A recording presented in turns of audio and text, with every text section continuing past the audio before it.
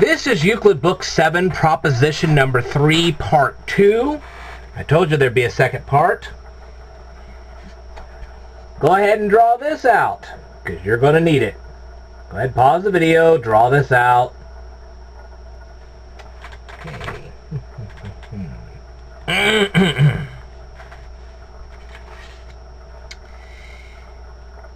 Alright. I'm going to start where we left off the last time.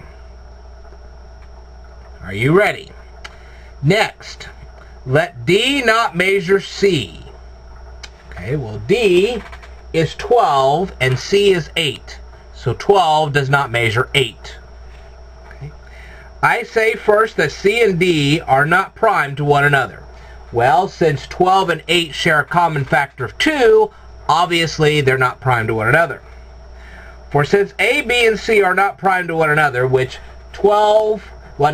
8, 36, and 48 all share 2, so they're not prime to one another. For since A, B, and C are not prime to one another, some number will measure them. Now, that which measures A, B, and C will also measure AB, and will measure D, the greatest common measure of AB. This is by Euclid Book 7, proposition number 2, porism. Okay? But it measures C also. Therefore, some number will measure the numbers D and C. Therefore, D and C are not prime to one another.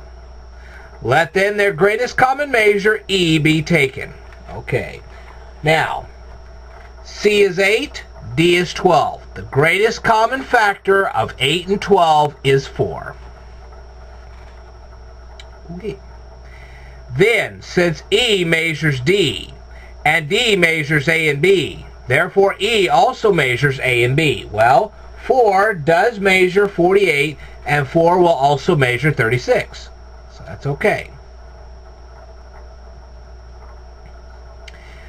But it also measures C. Well, E does measure 8. Because 4 times 2 is 8. Therefore, E measures A, B, and C. Well, E, which is 4, will measure 8, will measure 36, and will measure 48. So, therefore, you got that.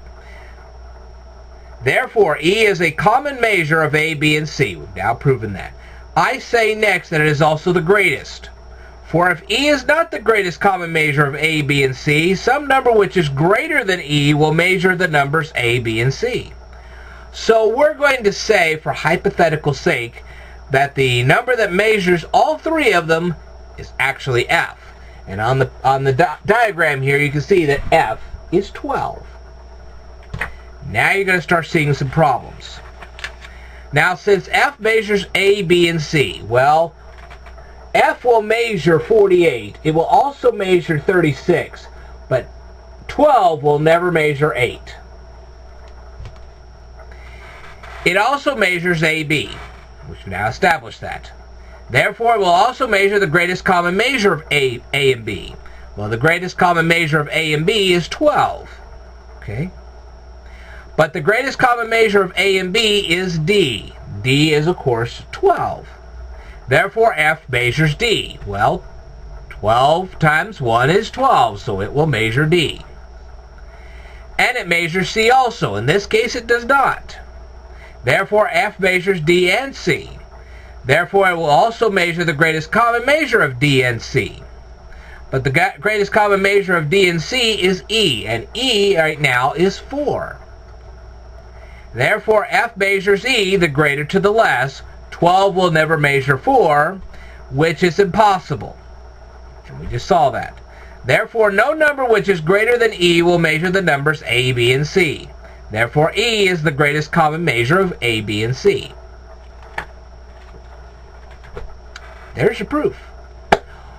Okay. I will tell you more in a future video. Stay tuned.